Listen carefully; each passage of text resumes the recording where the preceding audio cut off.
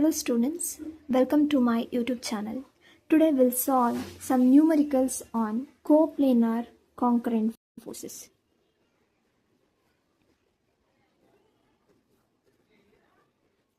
So this is the first method you are solving the numericals in Introduction to Building Science and Engineering Mechanics. So here in this particular thing, there are some points you have to remember. What is coplanar concurrent forces? When the forces acting on a same plane, x and this is y, and each force is passing through the same point, same or single point, then it is known as coplanar concurrent forces. And another one thing is, while solving this kind of problems, first step is to analyze the forces into vertical and horizontal components. Summation of Fx and summation of Fy. Horizontal and vertical components, you have to resolve the forces. Then next step is to find out their magnitude of resultant. To find out that, the formula is sigma Fx square plus sigma Fy square. This is resultant. After that, you have to find out the direction, theta. For that, the formula is tan inverse of sigma Fy by sigma Fx. So this is how you are going to find out the solution for the problems on coplanar concurrent forces. So now we'll look at the problem. So this problem is given. Here they have mentioned 5 coplanar forces are acting at a point as shown in figure. I think you can see the figure. Yes. So here they have given 5 different forces with an inclination, correct? So now your job is to find out the first step, summation of Fx and summation of Fy. Next you have to find out the resultant. Then the magnitude, the direction. So first step, you have to analyze this force. Before that, you have to make sure you know this sign convention. Whenever the force goes upward and rightward, that considered as positive sign. Whenever the force goes leftwards, downwards, then it is considered as negative sign. Before solving, you have to analyze the horizontal and vertical component. For that, I will make a diagram here. So to get you understand easily, I have made this diagram here. So now your job is to find out the horizontal and vertical components, correct? These are all inclined forces. So now coming to this, what it will become while we resolve into a horizontal and vertical component. Horizontal will be cos and vertical will be sine. You follow this for every kind of problem, okay? So whatever the horizontal, that is cos, whatever the vertical, that is sine. So for this, what it will be? 100 cos, correct? Vertical component, the horizontal component is cos. So now 45 degrees. Since the angle is making with respect to x-axis, then it will be cos only, cos 45. If in case the angle is making with respect to y-axis, then it will be sine here. Okay, keep that in mind. We will get to know in solving these horizontal and vertical components now. For this, it will be 100 sine 45, just opposite to it.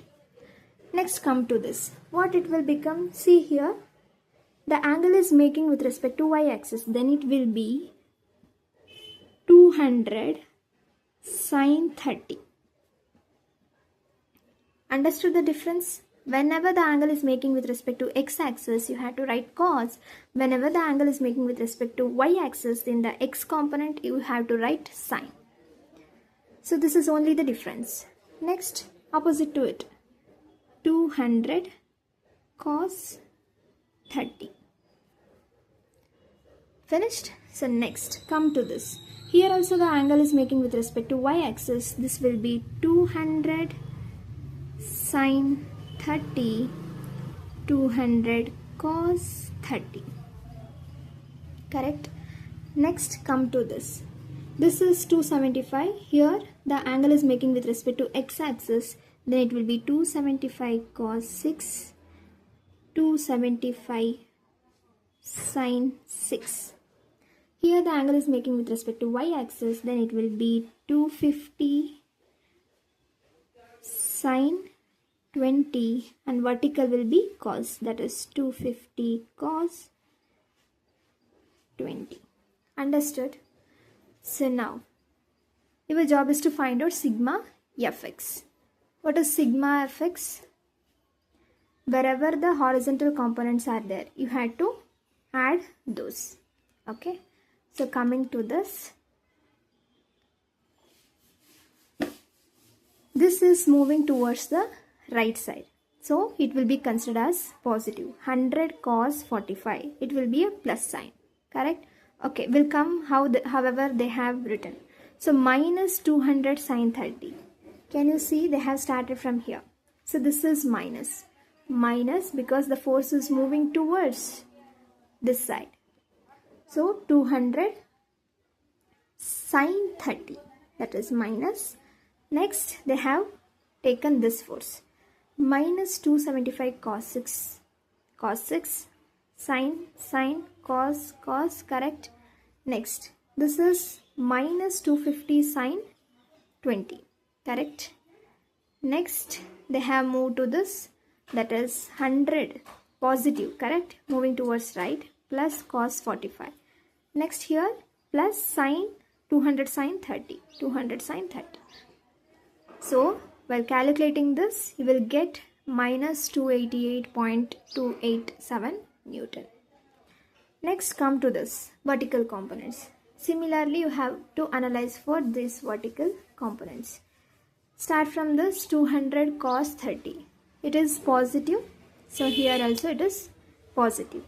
Next, come to this, it is coming downward, so minus 275 sine 6. This is also coming downward, minus 250 cos 20, correct? Next, go to this. This is moving towards upward, that is plus 100 sine 45 plus 200 cos 30. So this is what they have written. So you will get 153.452 Newton has a sigma Fy. Now next is what? You have to find out the resultant. So for the resultant, this is the formula.